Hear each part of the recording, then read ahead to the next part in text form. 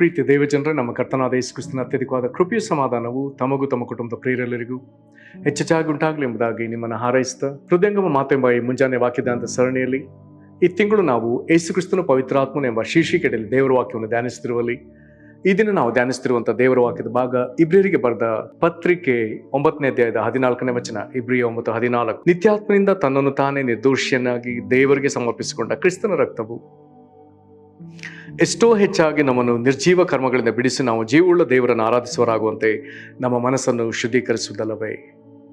ಈ ವಾಕ್ಯವನ್ನು ನಾವು ಗ್ರಹಿಸೋದಕ್ಕೆ ಶಕ್ತರಾಗುವಂತೆ ದೇವರು ತಾನೇ ತನ್ನ ಆತ್ಮನ ಮೂಲಕ ನಮಗೆ ತನ್ನ ವಿಶೇಷವಾದ ಸಾಮರ್ಥ್ಯವನ್ನು ಗ್ರಹಿಕೆಯನ್ನು ಹೆಚ್ಚೆಚ್ಚಾಗಿ ಅನುಗ್ರಹಿಸಲಿ. ಕರ್ತನಲ್ಲಿ ಪ್ರೀತಿಯುಳ್ಳ ದೇವಜನರೇ, ಸತ್ಯವೇದದಲ್ಲಿ ಒಂದು ವಿಶೇಷವಾದ ವಚನ ಇದಾಗ್ತದೆ. ಇಬ್ರಿಯ 9:14. ಅನೇಕ ಸಂಗತಿಗಳ ಮೇಲೆ ಬೆಳಕು ಚೆಲ್ಲುವಂಥ ಒಂದು ಅದ್ಭುತವಾದ ವಚನ. ಇದು ನೇರವಾಗಿ ಯೇಸು ಕ್ರಿಸ್ತನ ಶಿಲುಬೆಯ ಯಜ್ಞದ ವಿಷಯವನ್ನು ಪ್ರಸ್ತಾಪಿಸುವಂಥ ವಚನ. ಈ ವಚನ ಭಾಗದಲ್ಲಿ ನಾವು ತ್ರಯೇಕ ದೇವರ ಪಾತ್ರವನ್ನು ಕಾಣ್ತೇವೆ. ಯೇಸು ಕ್ರಿಸ್ತನ ಶಿಲುಬೆಯ ಬಲಿ ಅರ್ಪಣೆಯಲ್ಲಿ ಆತನು ಯಜ್ಞಾರ್ಪಿತನಾಗಿ ಅಲ್ಲಿ ಬಲಿಯಾಗುವಾಗ ತಂದೆಯಾದ ದೇವರು ಮತ್ತು ಪವಿತ್ರಾತ್ಮನನ್ನ ಒಟ್ಟಾಗಿ ತೋರಿಸುವಂಥ ಒಂದು ಅದ್ಭುತವಾದ ವಚನ. ಇದರಲ್ಲಿ ಯೇಸು ಕ್ರಿಸ್ತನ ನಿರ್ದೋಷಿಯಾಗಿ ತಂದೆಗೆ ತನ್ನನ್ನು ಸಮರ್ಪಿಸಿಕೊಂಡ ಎಂಬುದಾಗಿ ವಾಕ್ಯದಲ್ಲಿ ಬರೆದಿದೆ. ಆದರೆ ಆತನು ಹಾಗೆ ಸಮರ್ಪಿಸಿಕೊಳ್ಳುವಾಗ ನಿತ್ಯಾತ್ಮನಿಂದ ತನ್ನನ್ನು ಸಮರ್ಪಿಸಿಕೊಂಡ ವಿಷಯವನ್ನೇ ಅಲ್ಲಿ ಪ್ರಾಮುಖ್ಯವಾಗಿ ಪ್ರಸ್ತಾಪಿಸಲಾಗಿದೆ. ನಿತ್ಯಾತ್ಮನಿಂದ ತನ್ನನ್ನು ತಾನೇ ನಿರ್ದೋಷಿಯನ್ನಾಗಿ ದೇವರಿಗೆ ಸಮರ್ಪಿಸಿಕೊಂಡ. ಬಹಳ ವಿಶೇಷವಾಗಿ ಪವಿತ್ರಾತ್ಮನ ಕುರಿತು ಇಲ್ಲಿ ಹೇಳುವಾಗ ಈ ವಾಕ್ಯದಲ್ಲಿ ಪವಿತ್ರಾತ್ಮನಿಗೆ ಕೊಡಲ್ಪಟ್ಟ ಹೆಸರು ನಿತ್ಯಾತ್ಮ, ಥ್ರೂ ದ ಎಟರ್ನಲ್ ಸ್ಪಿರಿಟ್.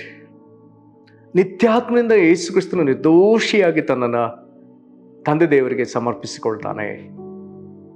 ಹಾಗಾದ್ರೆ ಇಲ್ಲಿ ಪವಿತ್ರಾತ್ಮನನ್ನ ನಿತ್ಯಾತ್ಮ ಎಂಬುದಾಗಿ ಹೇಳಿರುವುದಕ್ಕೆ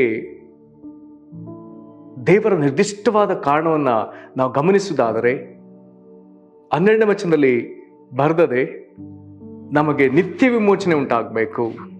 ಹಾಗಾದ್ರೆ ನಮಗೆ ನಿತ್ಯ ವಿಮೋಚನೆ ಉಂಟಾಗಬೇಕಾದ್ರೆ ಕ್ರಿಸ್ತನು ಈಗ ರಕ್ತ ಸುರಿಸಿದ್ದಾನೆ, ಸ್ವರಕ್ತ ಸುರಿಸಿದ್ದಾನೆ. ರಕ್ತ ಸುರಿಸುವುದಕ್ಕಾಗಿ ಆತನು ಬಲಿಯಾಗಿದ್ದಾನೆ. ಹಾಗಾದ್ರೆ ಯೇಸುವಿನ ಈ ಬಲಿ, ಈ ಯಜ್ಞ ನಮಗೆ ನಿತ್ಯ ವಿಮೋಚನೆ ಕೊಡುವುದಾದರೆ ಹಾಗಾದ್ರೆ ಈ ಯಜ್ಞವು ಅದು ನಿತ್ಯ ಯಜ್ಞವಾಗಲೇಬೇಕು.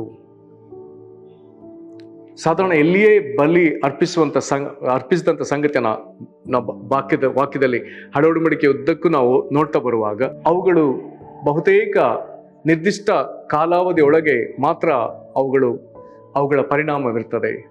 ಅಥವಾ ವರ್ಷಕ್ಕೊಮ್ಮೆ ದೋಷ ಪರಿಹಾರ ಮಾಡುವಂಥ ದಿನ ಬರ್ತದೆ, ಡೇ ಆಫ್ ಅಟೋನ್ಮೆಂಟ್. ಆಗ ವರ್ಷವೂ ಆ ದಿನ ಯಜ್ಞವನ್ನು ಸರ್ವಾಂಗ ಹೋಮವನ್ನು ಅರ್ಪಿಸಲೇಬೇಕಾಗ್ತದೆ.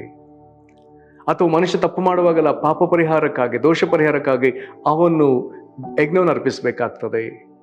ಪ್ರೇರೆ, ಹಾಗಾದ್ರೆ ಯೇಸು ಕ್ರಿಸ್ತನಾಗಾದ್ರೆ ಪದೇ ಪದೇ ಬಲಿಯಾಗುವಂಥ ಕಾರ್ಯ ಇಲ್ಲ. ದೇವರು ಆದುದರಿಂದ ತನ್ನ ಮಗನನ್ನ ಬಲಿ ಅರ್ಪಣೆ ಮಾಡುವಾಗ ಈ ಯೇಸುವಿನ ಈ ಬಲಿದಾನವನ್ನ, ಯಜ್ಞವನ್ನ ನಿತ್ಯ ಯಜ್ಞವನ್ನಾಗಿ ಆತನು ಮಾಡ್ತಾನೆ.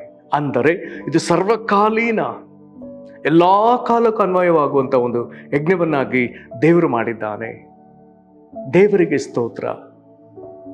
ಇಲ್ಲಿ ಯೇಸುವಿನ ಯಜ್ಞ ಅದು ನಿತ್ಯ ಯಜ್ಞವಾಗುವಂತೆ ಇಲ್ಲಿ ಪವಿತ್ರಾತ್ಮನು ಯೇಸುವಿನ ಶಿಲುಬೆಯ ಶ್ರಮೆಯ ಭಾಗದಲ್ಲಿ, ಶಿಲುಬೆಯ ಯಜ್ಞದ ಭಾಗದಲ್ಲಿ ಇಲ್ಲಿ ಪವಿತ್ರಾತ್ಮನು ನಿತ್ಯಾತ್ಮನಾಗಿದ್ದಾನೆ. ಇದು ಬಹಳ ಪ್ರಾಮುಖ್ಯವಾದ ವಿಷಯ. ಯೇಸುವಿನ ಈ ಶಿಲುಬೆಯ ಶ್ರಮೆಯಲ್ಲಿ ಅಥವಾ ಯೇಸು ತನ್ನನ್ನೇ ಕಾಣಿಕೆಯಾಗಿ ಎಂಬುದಾಗಿ ಹೇಳುವಾಗ ಸರ್ವಾಂಗ ಹೋಮವಾಗಿ, ಸಮಾಧಾನ ಯಜ್ಞವಾಗಿ ತನ್ನನ್ನು ಸಮರ್ಪಿಸಿಕೊಳ್ಳುವಾಗ ಅಲ್ಲಿ ಒಂದು ನಿಯಮ ಇದೆ. ಸರ್ವಾಂಗ ಹೋಮದಲ್ಲಿಯೂ ಮತ್ತು ಸಮಾಧಾನ ಯಜ್ಞದಲ್ಲಿಯೂ ಅಲ್ಲಿ ಬರೆದದೆ ಯಾಜಕ ಕಾಂಡ 3ನೇ ಅಧ್ಯಾಯದ 16ನೇ ವಚನದಲ್ಲಿ ಅವಶ್ಯವಾಗಿ ಬರೆಯಲ್ಪಟ್ಟ ಒಂದು ಆಜ್ಞೆ ಇದೆ. ಆ ಆಜ್ಞೆ ಹೀಗೆ ಹೇಳ್ತದೆ. ನಾನು ಇಡೀ ವಚನವನ್ನು ಓದ್ತಿಲ್ಲ, ಅದರ ಒಂದು ಅಂಶವನ್ನು ಮಾತ್ರ ಓದ್ತಿದ್ದೇನೆ. ಯಜ್ಞ ಪಶುಗಳ ಕೊಬ್ಬೆಲ್ಲವೂ ಯೆಹೋವನದು. ಹಾಗಾದರೆ ಇಸ್ರಾಯೇಲರು ಅವರು ಯಜ್ಞವನ್ನು ಅರ್ಪಿಸುವಾಗ ಆ ಯಜ್ಞ ಪಶುವಿನ ಕೊಬ್ಬೆಲ್ಲವನ್ನ ಯಜ್ಞವೇದಿ ಮೇಲೆ ಅವರು ತರಬೇಕು. ಮೊಟ್ಟ ಮೊದಲ ಯಜ್ಞ ಆದಿಕಾಂಡ 4ನೇ ಅಧ್ಯಾಯದಲ್ಲಿ ಹೇಬೇಲನ್ನು ಅರ್ಪಿಸಿದ ಯಜ್ಞದ ಕುರಿತಾಗಿ ಬರ್ತದೆ. ಮನುಷ್ಯರ ಪೈಕಿ ಮೊದಲ ಯಜ್ಞವನ್ನ ಸಮರ್ಪಿಸಿದವನು. ಅವನು ಕಾಣಿಕೆ ಕೊಟ್ಟ ವಿಧವನ್ನ ಹೇಳುವಾಗ 4ನೇ ಅಧ್ಯಾಯದ 4ನೇ ವಚನ ಆದಿಕಾಂಡದಲ್ಲಿ, ಹೇಬೇಲನು ಹಾಗೆ ತನ್ನ ಹಿಂಡಿನಿಂದ ಚೊಚ್ಚಲ ಕುರಿಗಳನ್ನು ಕಾಣಿಕೆಯಾಗಿ ತಂದು ಅವುಗಳ ಕೊಬ್ಬನ್ನು ಹೋಮ ಮಾಡಿದನು. ಹಾಗಾದ್ರೆ ಯಜ್ಞ ಪಶುವನ್ನ ಬಲಿ ಅರ್ಪಿಸುವಾಗ ಅವುಗಳ ಕೊಬ್ಬನ್ನು ಕೊಡುವುದಾದರೆ, ಕೊಬ್ಬು ಅದು ಎಣ್ಣೆ ಎಂಬುದಾಗಿ ನಾವು ಪರಿಗಣಿಸುವುದಾದರೆ, ಎಣ್ಣೆ ಅದು ಆತ್ಮನಿಗೆ ಹೋಲಿಕೆ ಆಗುವುದಾದರೆ, ಯೇಸು ಕ್ರಿಸ್ತನು ಕಲ್ವಾರಿ ಶಿಲುಬೆಯಲ್ಲಿ ಆತನು ಯಜ್ಞಾರ್ಪಿತನಾಗುವಾಗ, ಹಾಗಾದರೆ ಅಲ್ಲಿ ಪ್ರಾಣಿಗಳ ಕೊಬ್ಬಿಲ್ಲ, ಬದಲಾಗಿ ಪವಿತ್ರಾತ್ಮನಿದ್ದಾನೆ. ಪವಿತ್ರಾತ್ಮನು ನಿತ್ಯಾತ್ಮನಾಗಿದ್ದಾನೆ. ಕಾರಣ ಯೇಸು ಕ್ರಿಸ್ತನ ಈ ಒಂದು ಯಜ್ಞಾರ್ಪಣೆ, ಶಿಲುಬೆಯ ತ್ಯಾಗ, ರಕ್ಷಣಾ ಕಾರ್ಯ, ಇದು ನಿತ್ಯಕ್ಕೂ ನಮಗೆ ರಕ್ಷಣೆಯನ್ನ, ನಿತ್ಯ ಜೀವವನ್ನ, ದೇವರ ಐಕ್ಯತೆಯನ್ನ, ನಿತ್ಯ ಒಡಂಬಡಿಕೆಯನ್ನು ನಮಗೆ ಸಂಪಾದಿಸಿಕೊಡುವಂತೆ ಈಗ ಯೇಸು ಕ್ರಿಸ್ತನ ಆ ಶಿಲುಬೆಯ ಶ್ರಮೆಯ ಜೊತೆಗೆ ಪವಿತ್ರಾತ್ಮನು ನಿತ್ಯಾತ್ಮನಾಗಿ ಅಲ್ಲಿದ್ದಾನೆ. ನಿತ್ಯಾತ್ಮನಿಂದ ಆತನು ತನ್ನನ್ನು ತಾನೇ ನಿರ್ದೋಷಿಯನ್ನಾಗಿ ಈಗ ಪವಿತ್ರಾತ್ಮನ ಸಹಾಯದಿಂದ ಯೇಸು ತನ್ನನ್ನು ಬಲಿಯರ್ಪಣೆಗೆ ಒಪ್ಪಿಸಿ ಕೊಡುವಾಗ ತಂದೆ ದೇವರಿಗೆ ಈಗ ಪವಿತ್ರಾತ್ಮ ಸಹಿತವಾಗಿ ಒಪ್ಪಿಸಿಕೊಡ್ತಿದ್ದಾನೆ.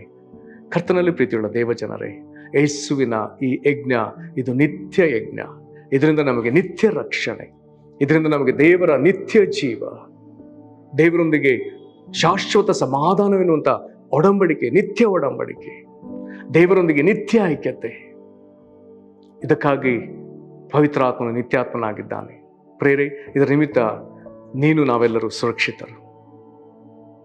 ಈ ವಿಧದಲ್ಲಿ ಯೇಸುವಿನ ರಕ್ಷಣಾ ಕಾರ್ಯ ನಿತ್ಯವಾಗಿ ನಮಗೆ ಲಾಭವಾಗಿದ್ದದಕ್ಕಾಗಿ ನಾವೆಷ್ಟು ಸ್ತೋತ್ರ ಸಲ್ಲಿಸಿದ್ರು ಸಾಲದು. ಹಾಗಾಗಿ ನಾವು ಆತನೊಂದಿಗೆ ಮಹಿಮೆಯಲ್ಲಿ ನಿತ್ಯಕ್ಕೂ ಇರುವಂತಹ ಶ್ರೇಷ್ಠ ಸೌಭಾಗ್ಯ ನಿರೀಕ್ಷೆ ನಮಗೆ ಕೊಡಲ್ಪಟ್ಟದೆ. ಯೇಸು ಕ್ರಿಸ್ತನಲ್ಲಿ ನಂಬಿಕೆ ಇಡುವಂತಹ ಪ್ರತಿಯೊಬ್ಬರಿಗೂ ಅದು ಕೊಡಲ್ಪಟ್ಟದೆ. ಪ್ರಾರ್ಥನೆ ಮಾಡೋಣ. ಮಹಾಕೃಪೆಯುಳ್ಳ ಪರಲೋಕ ತಂದೆಯೇ, ಯೇಸು ಕ್ರಿಸ್ತನು ನಿತ್ಯಾತ್ಮನಿಂದ ತನ್ನನ್ನು ತಾನೇ ನಿರ್ದೋಷನಾಗಿ ನಿನಗೆ ಸಮರ್ಪಿಸಿಕೊಳ್ಳುವುದರಲ್ಲಿ ನಾವು ನಿತ್ಯ ವಿಮೋಚನೆಯನ್ನ, ನಿತ್ಯ ರಕ್ಷಣೆಯನ್ನ, ನಿತ್ಯ ಜೀವವನ್ನ, ನಿತ್ಯ ಒಡಂಬಡಿಕೆಯೊಳಗೆ ನಾವು ಸೇರಿ ನಿನ್ನೊಂದಿಗೆ ನಿತ್ಯ ಐಕ್ಯತೆಯಲ್ಲಿ ಕರ್ತನೆ ನಾವು ಮಹಿಮೆಯಲ್ಲಿ ಸೇರಿ ನಿತ್ಯಕ್ಕೂ ನಿನ್ನನ್ನು ಸೇವಿಸುವುದಕ್ಕೆ ನಮಗೆ ಅವಕಾಶ ಮಾಡಿಕೊಟ್ಟ ದೇವರೇ, ನಿನಗೆ ಸ್ತೋತ್ರ. ಯೇಸುವೆ, ನಿನ್ನ ಈ ಶ್ರೇಷ್ಠವಾದ ರಕ್ಷಣಾ ಕಾರ್ಯಕ್ಕಾಗಿ ಸ್ತೋತ್ರ. ಪರಿಶುದ್ಧಾತ್ಮನಾದ ದೇವರೇ, ಯೇಸು ಕ್ರಿಸ್ತನ ಶಿಲುಬೆ ಸಮರ್ಪಣೆಯಲ್ಲಿ ನೀನು ನಿತ್ಯಾತ್ಮನಾಗಿದ್ದು ಯೇಸುವಿನ ಈ ಯಜ್ಞ ಅದು ನಿತ್ಯ ಯಜ್ಞವಾಗುವಂತೆ ನೀನು ಮಾಡಿದ ಕಾರ್ಯಕ್ಕಾಗಿ ನಾವು ನಿನ್ನ ಸ್ತುತಿಸಿ ಕೊಂಡಾಡ್ತೇವೆ. ಓ ಪರಿಶುದ್ಧನಾದ ದೇವರೇ, ತ್ರೈಕ ದೇವರೇ, ನಿನ್ನ ಮುಂದೆ ನಾವು ಅಡ್ಡ ಬಿದ್ದು ಸಾಷ್ಟಾಂಗ ಬೀಳ್ತೇವೆ ಸ್ವಾಮಿ.